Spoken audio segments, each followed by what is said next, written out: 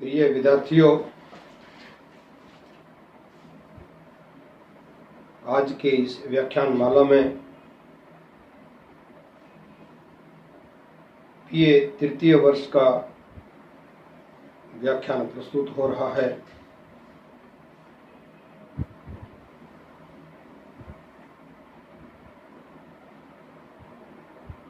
हम आज बात करेंगे भक्ति काल की।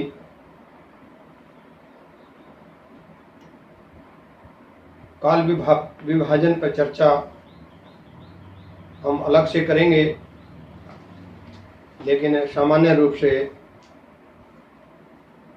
आज का विषय रहेगा भक्ति काल, जिसको मध्यकाल के रूप में भी जाना जाता है।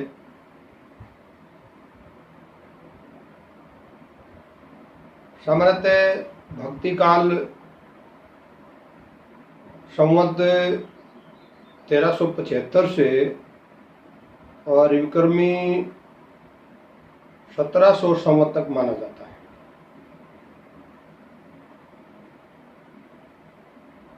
इस भक्ति हिंदी धारा में भक्ति हिंदी साहित्य का मूल केंद्र भी रहा है।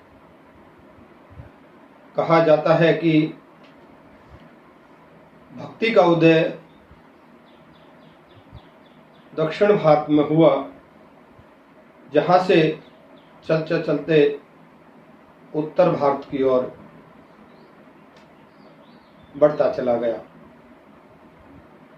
भक्ति द्राविड़ी उपजी लाए रामानंद, प्रगट किया कबीर ने सप्त द्वीप नवखंड।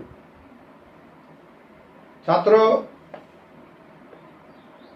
भक्ति काल का मूल उद्देश्य विदित रहे कि भक्ति शब्द से ही इसका अभिप्राय ज्ञात होता है, मालूम होता है। भारतीय धर्म संप्रदायों के अतिरिक्त इस काल में विदेशी प्रभाव के कारण भक्ति की नई धारा भी प्रवाहित हुई है। सूफी और कबीर संत परंपरा का विकास इन्हीं परिस्थितियों में हुआ। अगर भक्ति काल का जिक्र हम करें और कबीर दास, सूरदास, मीराबाई, गुरु नानक, रैदास, अगर उनका जिक्र ना हो तो भक्ति काल की परंपरा अधूरी लगती है। सूफी मुसलमान फकीर थे। कबीर के बारे में कहा जाता है क्योंकि कबीर का जन्म किसी मुसलमान जाति में नहीं हुआ है, किसी संप्रदाय में नहीं हुआ है, लेकिन जिन्होंने उनका पालन पोषण किया है वो दंपति जुल्हया थी, जो मुसलमानों में अक्सर होती है। सूफी मुसलमान फकीर तथा वे तुर्क और अफगान आक्रमणकारियों से पहले भारत में पदार्पण कर चुके थे। उनके विचारों की पृष्ठभूमि तथा वातावरण विदेशी होते हुए उनके काव्य का मूल बिंदु प्रेम है। पुराने इतिहासकारों ने यह कहा है कि भक्ति का उदय विदेशी शासन से उत्पन्न निराशा की भावना से उत्पन्न हुआ है, परंतु नई खोज के आधार पर यह बात सत्यता से हट कर दिखाई दे रही है। भक्ति के उदय का श्रेय विदेशी शासन को नहीं दिया जा सकता। संस्कार रूप में भक्ति के बीच वेदों, उपनिषदों, पुराणों तथा गीता में भी दिखाई देते हैं, तथा इस बात को नकारा नहीं जा सकता कि भक्ति का उदय स्वतंत्र रूप से हुआ है। इतना अवश्य कहा जा सकता है कि विदेशी शासन होने के कारण भक्ति भावना को निश्चित रूप से उसमें समाहित किया जा सकता है।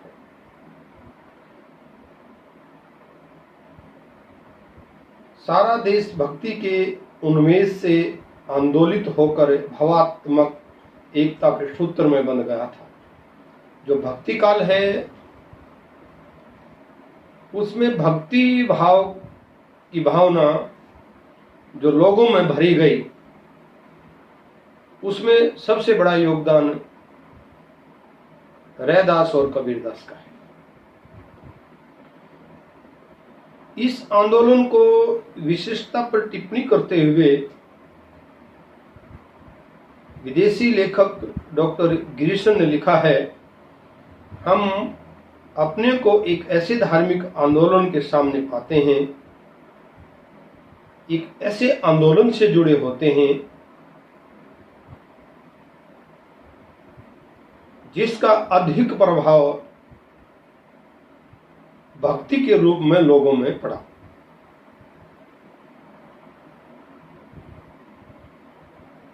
लेकिन हम अपने को एक ऐसे धार्मिक आंदोलन के सामने खड़ा होने पर, या ये कह लीजिए कि भक्ति आंदोलन की परंपरा को विकसित और विस्तार करने में हर उस एक संत का हाथ है और हर उस मानव का हाथ है जो भक्ति आंदोलन में शामिल हो सका। जिन्होंने भारत में नहीं कभी देखा, यहाँ तक कि बौद्ध धर्म के आंदोलन से भी अधिक विशाल था। अगर अब बौद्ध आंदोलन की बात करें, वो ईसा पूर्व की बात है, लेकिन विशाल रूप जो भक्ति का जो प्रभाव हुआ दिखाई दिया वो मध्य काल में, जिसको भक्ति काल के रूप में भी जाना जाता है। इस युग में धर्म ज्ञान का नहीं अपितु भक्ति का भावेश का विषय हो गया। ये आंदोलन, ये भक्ति आंदोलन केवल धर्म पर और ज्ञान पर आधारित नहीं था, ये केवल भक्ति पर आधारित था। ज्ञान और धर्म इसके साथ जुड़ा हुआ है। भक्ति काल की परिस्थितियां, जिसमें राजनीतिक परिस्थितियां, सामाजिक परिस्थितियां, धार्मिक परिस्थितियां और साहित्यिक परिस्थितियां, ये चार परिस्थितियों पर हम विस्तार से चर्चा करेंगे। और राजनीतिक परिस्थितियां कि भक्ति काल में किस प्रकार से राजनीति का पर्दापण हुआ और निरंतर इस भारत देश में जो भक्ति आंदोलन था वो किस प्रकार से फला फूला। लगभग 17वीं शताब्दी में भारत पर विदेशी मुसलमानों का निरंतर आक्रमण जारी रहा। ये बात विदित रहे कि हिंदुस्तान पर आक्रमणकारियों का अक्सर ध्यान रहता था, चाहे वो मुगल हैं और चाहे वो ब्रिटिश हैं। लेकिन भक्ति आंदोलन पर इस बात का प्रभाव पड़ा, लेकिन वो धीरे धीरे निष्क्रिय होता चला गया।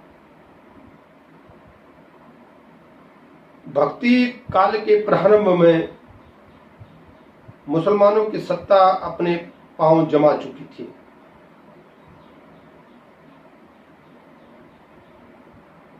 (1294 ईस्वी में अलाउद्दीन खिलजी दिल्ली की गद्दी पर बैठा।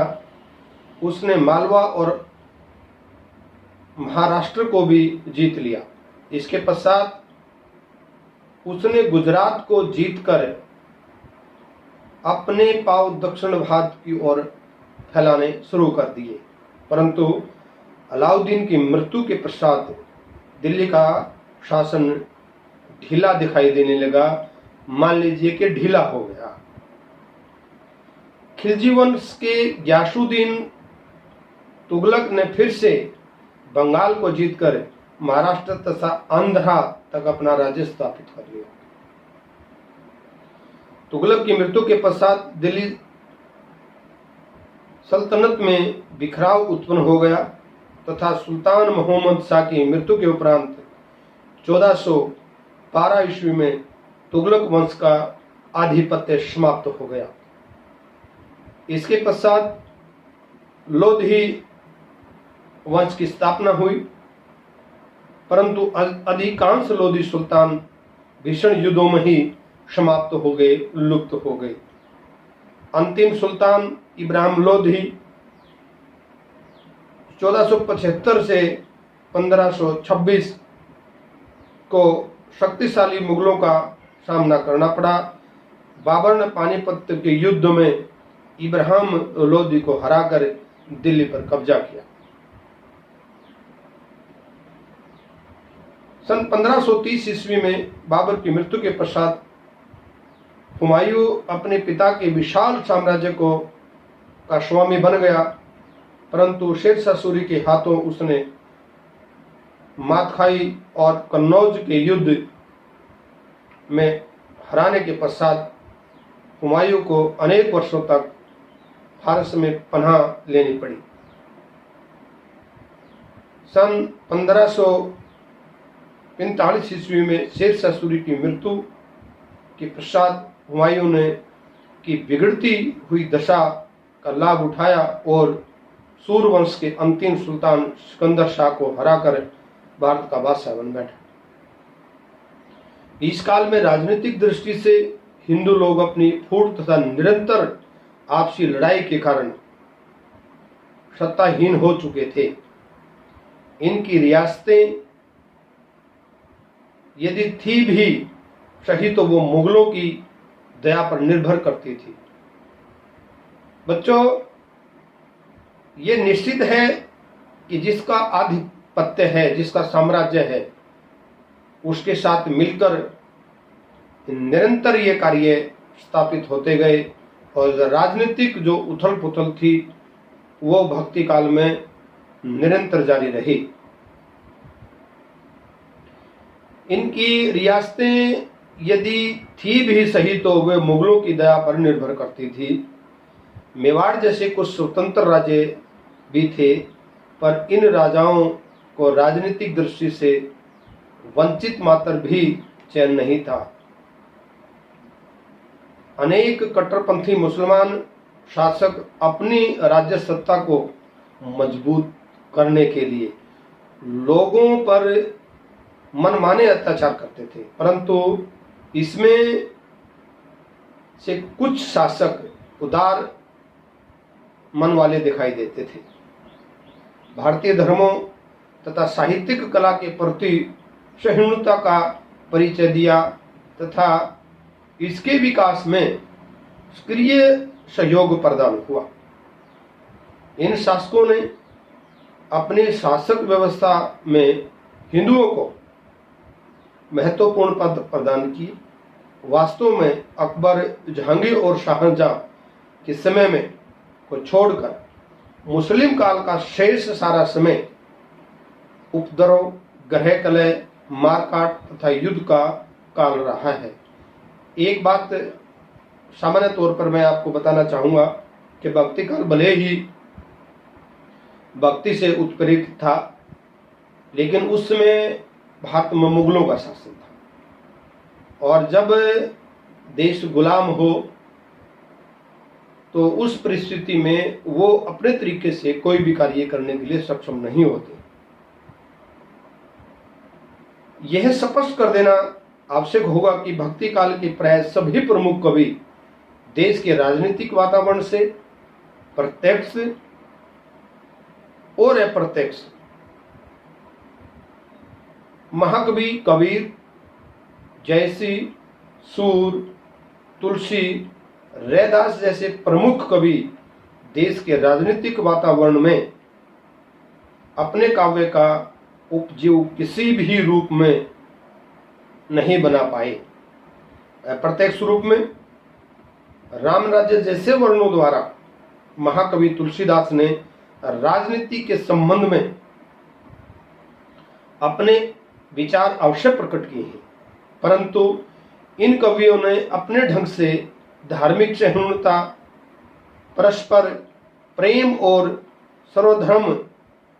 समन्वय का संदेश भी प्रस्तुत किया है। संक्षेप में कहा जा सकता है कि संपूर्ण भारत की राजनीति पर विदेशी शासन का आधिपत्य स्थापित होने के पश्चात राजनीतिक दृष्टि से यह काल एक ओर तो निराशा का काल माना गया है, तथा दूसरी ओर अकबर जैसे मुगल शासकों के समय में जब धर्मांधता टूटी तो राजनीति में सहिष्णुता का भाव उभर कर सामने आया है। भक्ति काल के सभी प्रमुख कवियों ने राजनीतिक निराशा को अपने साहित्य पर प्रभावी होने दिया। उसकी वाणी साहित्य सहिष्णुता और शांति प्रदान करने वाली रही है। उनके रचनाओं का मूल विषय मानव कल्याण और समरसता रहा है। सामाजिक परिस्थितियां। भक्ति काल में राजनीतिक पतन के साथ साथ सामाजिक पतन भी हो चुका था, परंतु हिंदुओं में शादी ब्याह तथा जात पात के बंधन अधिक संकीर्ण और कड़े हुए थे। ये जो जातीय बंधन है, ये जो जात पात का बंधन है, जो ऊंच नीच का बंधन है, जो वर्ण व्यवस्था है, ये वर्ण व्यवस्था मैंने रामायण में भी पढ़ी है और सुनी है, और भक्ति काल में तो वर्ण व्यवस्था का बोलबाला बहुत था। कुछ जातियां, कुछ संप्रदाय के भेद के कारण समाज में हर स्तर कषाय व्याप्त हो गया था। विलासी मुसलमान अधिकारियों ने अत्याचार के नए आयाम स्थापित कर दिए। इन अधिकारियों के अत्याचारों से छुटकारा पाने के लिए हिंदू समाज में पर्दे और बाल विवाह का सूत्रपात हुआ। कुछ मुस्लिम शासक भी इतने अधिक कामांध हो गए थे कि उन्होंने नैतिक मूल्यों को पूरी तरह से त्याग दे दिया था। अलाउद्दीन खिलजी एक ऐसे प्रत्यक्ष उदाहरण जिसने अपने घृणापूर्ण रवैये से समाज के हर वर्ग में आतंक फैला हुआ था। नारी को केवल पुरुष की दासी तथा भोग की वस्तु समझ जाने लगा। नारी का वर्ग भाव समझने के लिए कोई तैयार नहीं था। गृहस्थी जीवन की मान मर्यादाएं संकट के घेरे में आ चुकी थी। आर्थिक दृष्टि से हिंदू प्रतिदिन गरीब होते जा रहे थे और आर्थिक